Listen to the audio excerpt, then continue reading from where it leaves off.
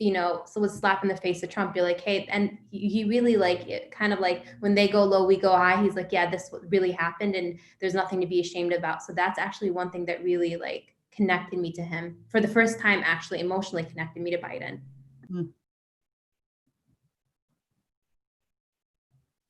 Okay.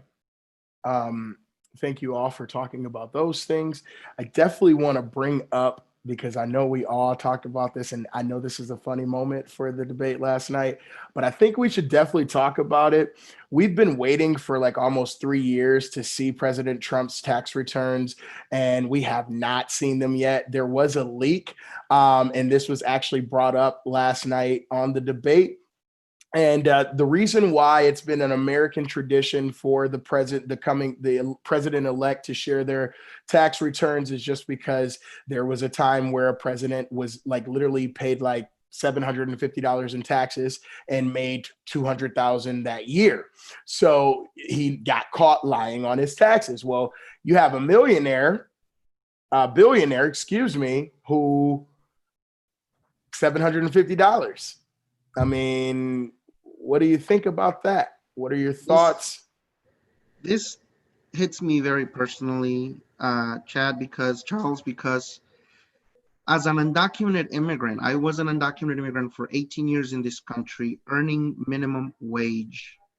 I paid more in federal income taxes and state taxes and local taxes. What do you think about that? And I hate what how are your thoughts? his base always accuses our community that we're not paying taxes, but in reality we do. We pay over $11 billion in taxes every year just to the federal government. So we pay, undocumented immigrants pay more taxes than President Trump. So that goes to show his character. I cannot trust the man. I was a Bernie supporter, so Biden was not my top choice, but I do think that it is the best of our choices, and at least I do think that Biden has integrity. He released his tax returns, so we can see his and Kamala Harris tax returns. They're not hiding anything, and when you don't have anything to hide, you don't have anything to be afraid of. I want to chime in on this because we're talking, it really comes home to the people that I deal with, my siblings who are underdocumented. And I use the word underdocumented on purpose because we all have birth certificates. We all have national identities, depending upon what country. So no, we're not undocumented, we are underdocumented. It's just that America doesn't like the papers that we have. But in terms of the taxes and stuff, it is infuriating that as a clergy, I pay more taxes. It is infuriating that my global siblings who are here undocumented throw in billions that they will never be able to get back in terms of Social Security or Medicaid.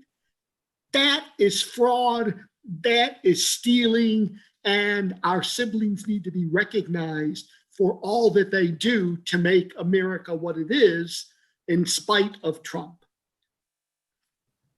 Yeah, also I think it's just like the biggest hypocrisy, right? Like you're forcing a whole culture of people, treating them as second-class citizens, yet we're the ones that are funding Social Security, everything that is going towards citizens that are elderly now. And not once have I ever heard anybody say, where's my piece of that pie? Because a lot of people feel guilt because of this man's supporters and the way that he deals with illegals, as he likes to call them, just to fearmonger.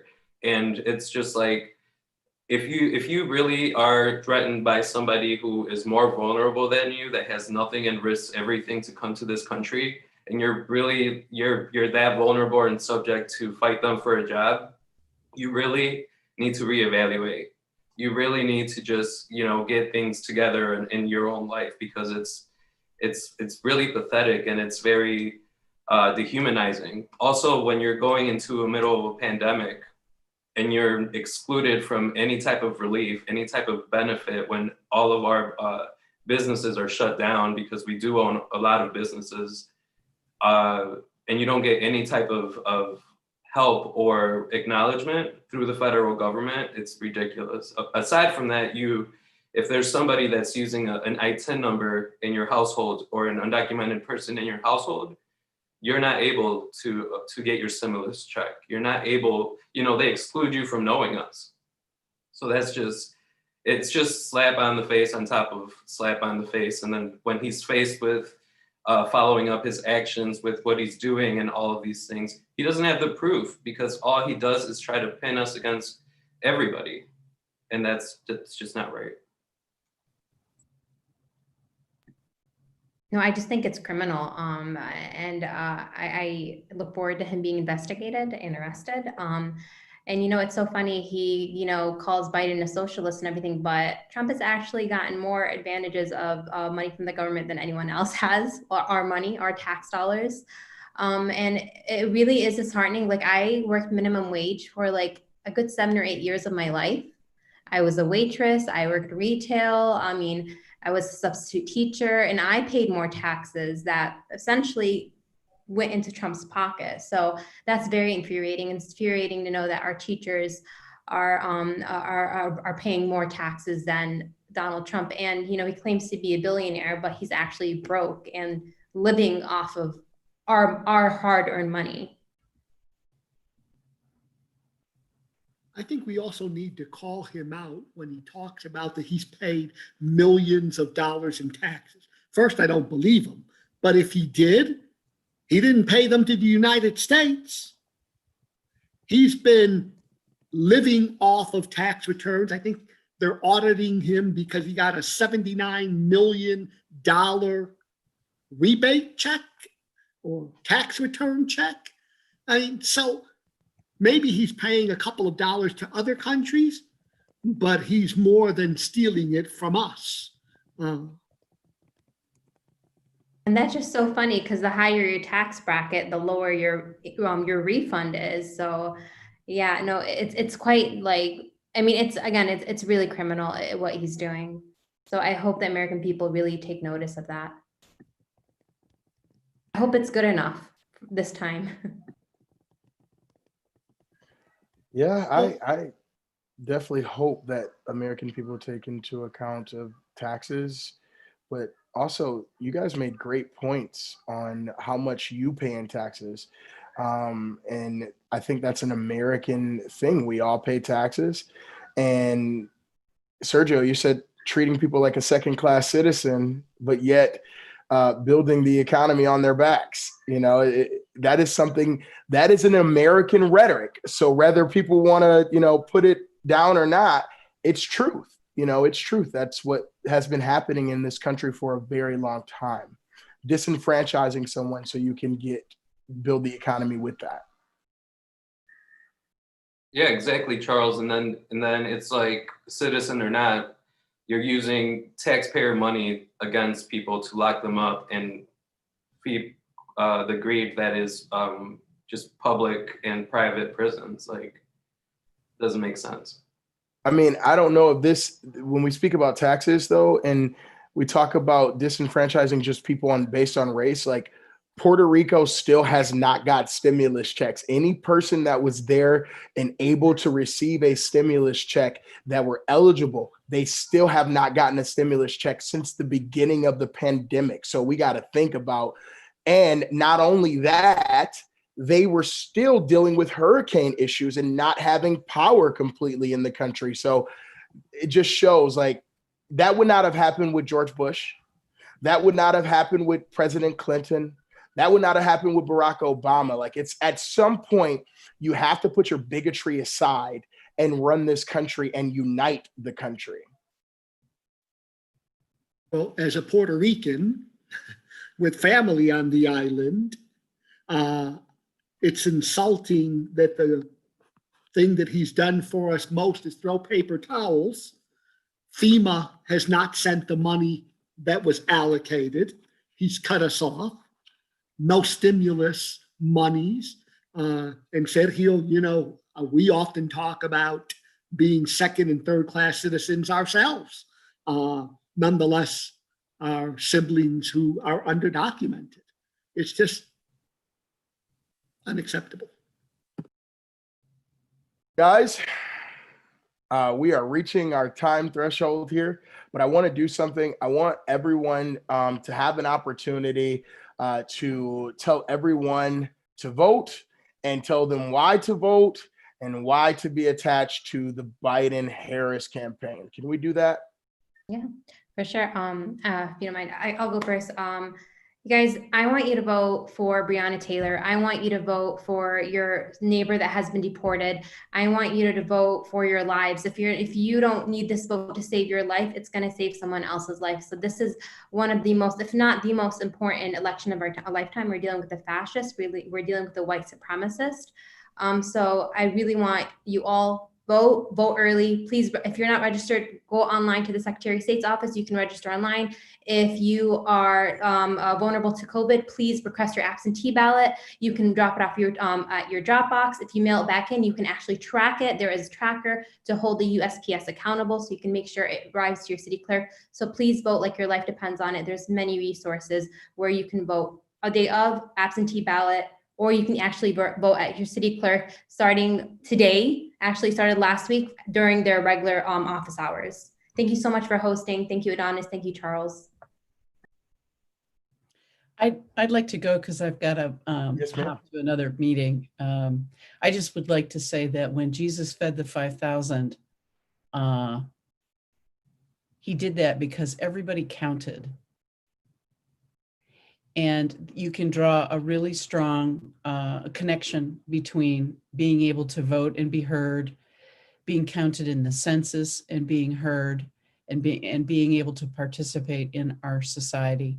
So I encourage every single person who is eligible to vote to get out there and be counted and consider the importance of this election so that we can get back on track. Thank you. Thank you. Reverend Gonzalez. Sure, I'll piggyback off the miracle story that she's talking about, the blessing and the bread. What was the real miracle there? Was it him going and saying a prayer and poof, all of a sudden there's all this extra stuff?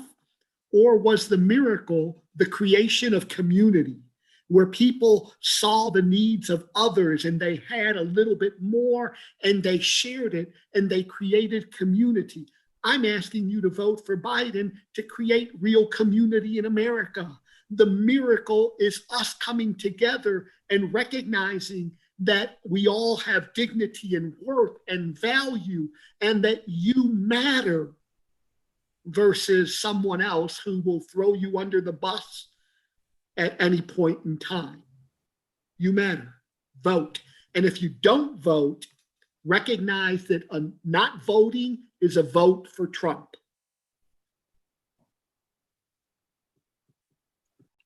Sergio.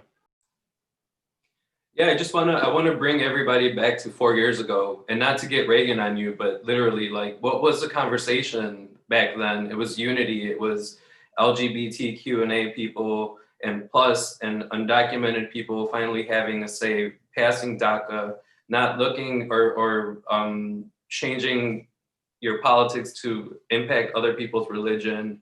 Everything that once was, look at how far we've come, and it's been 3 years. And all of my friends, all of my neighbors once told me, why should I vote? It doesn't matter. Michigan lost by 10 or a little bit less or a little bit more than 10,000 votes. That's like 2 or 3 per precinct.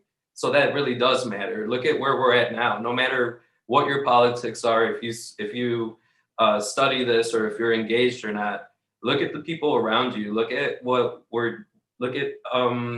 last year, the year before that. Everything seems so long ago, but really to see torches out in the streets with white supremacists and flags and all of this stuff and a Muslim ban and trying to go against detention centers for just separating people from their families. We weren't there before, and it just goes to show you that if you don't vote, we will imagine what we will be 4 years from now again. it's just going to be chaos, terror, and just your vote really does matter, specifically here in Michigan. We're a swing state. He can't. It's going to be way much harder for him to win if he doesn't take our state. Mr. Flores. Yep. Trump's policy is to instill fear, hate, and division. And he did not let Biden speak because Trump has no real policy or accomplishments to help us and every regular day Americans with their problems. So he didn't want us to hear the real solutions and policies that Biden has for us that are actually going to help us.